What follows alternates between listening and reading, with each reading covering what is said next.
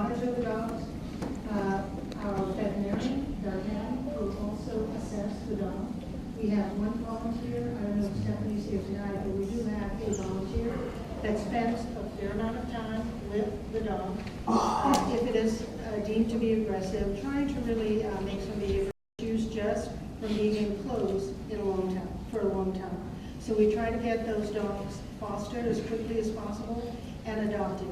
If the dog is considered to be aggressive, as best care for that dog. Renee, would you like to add anything to that? Other than we note stuff on our, it's called chameleons. So whenever we examine the animal, there's always notes, whether it's for me that maybe I examine him or the field officer that picks him up. So we're always trying to put something down on their kennel card. Sometimes it's also just for safety, because this animal may not like us going in there with the water hose or vice versa. Maybe it doesn't like other animals. So it's not just towards people that it's aggressive. Maybe it's just something with, well. I'm Ken DeMerchant. I'm Precinct 4 County Commissioner. And thank you. Thank you. And, you know, just real quick, you know, I'm an engineer. I live in New Territory, and you know, I have a wife and beautiful kids that go to our Fort Bend ISD schools. And you know, I like to think of myself as a problem solver. So I like to go out and I like to listen to people's problems and then go find a way to fix them. All right, thanks, Trevor. And in case you guys, okay, so with that, I'd like to introduce our county judge, KP George.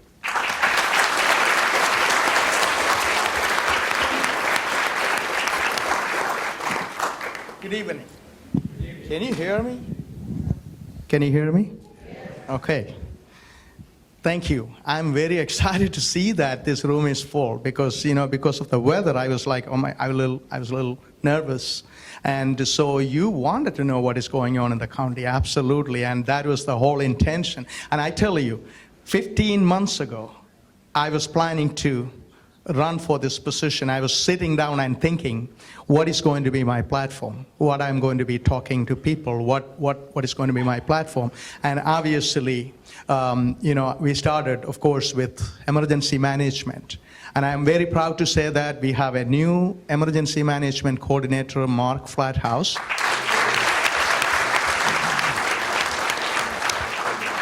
And actually, I asked Mark to give me a complete report about what we can do. And because, you know, I have so many feelings about emergency management, but at the same time, these guys know what they're doing. So we wanted to get a complete report so that when we suggest some recommendation, it is based on facts. So he is so hard working on, sometimes he sends emails at 1 o'clock in the morning and stuff like that. I don't know how he do it, but he is working hard, I know. And also, number 2 item was, while I was campaigning, one of the problem I faced was a lot of people don't understand what is a county, what a county does, and also they didn't know who was the county judges, and they always ask me, at the end they say, oh, it's somebody like Adamet, right?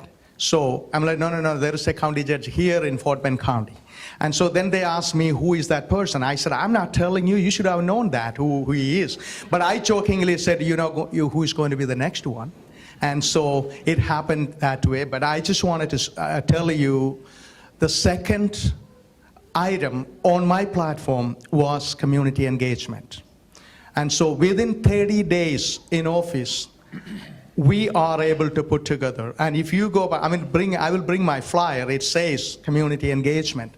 Within 30 days, we were able to put together this, and obviously I decided, you know, a precinct means it is the boots on the ground is commissioner and constable and obviously JPs and all that people, they're the ones serving the people, so I want them to be in the front, and that's what is happening here today. And you know, so this is a fulfillment of one of my promises to people of Fort Bend County.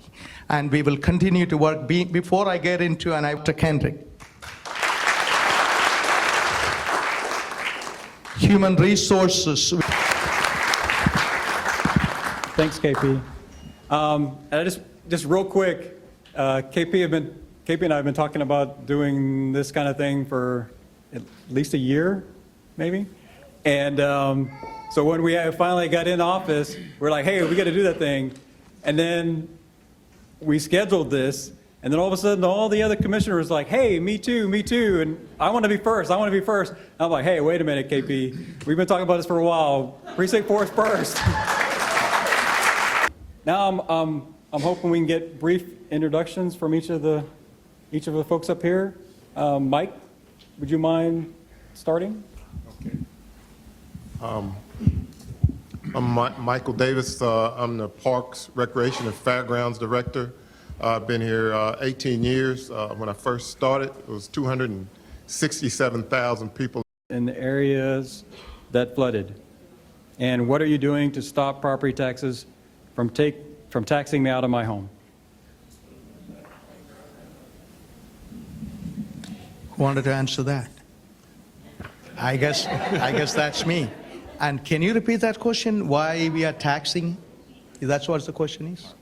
Rising home appraisal values and rising property taxes. Yeah, and believe me, I mean, we all wanted to, in my opinion, we all wanted to pay lower taxes, and I want you to know that when you write these big checks, you're not writing those checks to Fort Bend County, and I wanted to be very clear about that. When you write 1.35 per 100, you write that check if you live in Fort Bend ISD to Fort Bend ISD school tax. And if you live in an unincorporated area, you're writing a check to municipal utility district. And also, we are protected by levy, and you're writing a check for that infrastructure. And county is, as a matter of fact, one of the, in my opinion, one of the lowest tax-paying counties, in my opinion. I mean, I always hear my predecessor always used to say that, you know, he started in 98 or something, 98, 2000, we had 0.55 per 100, but now it is 0.44. And so we are always looking forward to reduce your taxes, you know, as much as we can. We are reading between the budget. We are trying to find money so that we could give you a tax cut as soon as possible. We are working towards it. And also, when it comes to appraising the house value, let me tell you, we have nothing to do with it. That's the cap. You know, like it is coming from the state, and you need to talk to your state representatives or your state senators, your governor, lieutenant governor, that kind of people. They are the one appointing those people, and, you know, they are the one, you know, and also comptroller. And so they are the one in charge of those things. I hope that answered the question. Thank you. Thank you. Okay, so this next one hopefully will not go to KP because we're trying to stick to 2 to 3 minute answers. Yeah. This one is from Gene Scott from Pheasant Creek. When will the animal shelter annex be open for business? Say that again, please. When will it's the new animal shelter the new animal shelter building, when will it be open? The estimate from facilities at this point is March 1st for the expansion center. Okay. Good. Move on. That's nice and short, I like it. This is from Otto Cantu. And recently a mentally ill man was shot 11 times, 8 already on the floor. They said it was not excessive force. I guess, is it or is it not? There was a mentally ill man that was shot 11 times. After he fell on the floor, he was shot 8 more times. We complained that it was excessive force, that they didn't send the mentally ill team. Unfortunately, just dismissed that and said, no, it's not excessive force. So what changes can you do to be able to have a good team that can attend mentally ill calls so that these killings don't happen? There's several others that happen besides that one. So that would be more for Trevor. I can answer that. I don't know that, Mr. Cantu, I don't know the particulars in what you just referenced, But I can tell you this, mental illness is a concern in our county, across our state, and across our nation. And the Sheriff's Department has a crisis intervention team. And I know the good Sheriff Troy Nails is going to be going to the commissioners this budget year requesting more CIT officers, because there's more and more requests to have people seen by mental health professionals. The water came from lid 2 to lid 19. This was instructed because we were told that county was managing the instruction between the lids, the water flow. So that's the first thing. How are you going to help coordinate between the lids during the when the lid says, I'm going to open the water, you got to take the water. So that's Each levy district has a plan of operation, and when the river gets to certain levels, they perform it according to that plan of operation. If there's an upstream district that drains to a downstream district, the downstream district had to take into consideration what that upstream district was supposed to release. And if the upstream district is releasing more water, the downstream district has the ability, or should have the ability, to control that. I know that Lid 19 and some other levy districts are having some issues ongoing right now. We are behind the scenes discussing those issues with them and trying to work through those issues. So we've had lots of theft this past year in our community. How can we be proactive to stop this happening? I guess like neighborhood watch program or something like that. That's a good question. And how many live in Riverstone? Okay, maybe around a dozen. A few days ago, we experienced a rash of BMVs in the Riverstone community. It wasn't just in Riverstone. The suspects basically moved down through Telfair, University, and made it out into the Riverstone area. So we are working right now with the Sheriff's Department, proactively addressing the issues. There is some suspect information out there about the actors. There's being leads followed up on with respect to the BMVs. Now, so you may not know, we have 5 deputies that patrol the Riverstone neighborhood.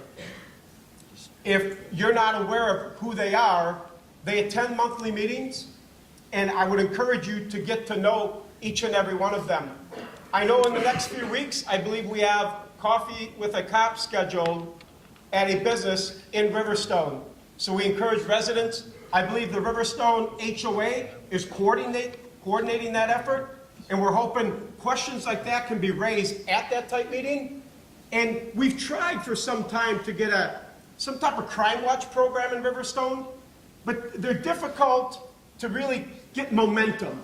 You initially get the initial planning, everybody's excited, some weeks go by, and then it just sort of fizzles until another event comes up.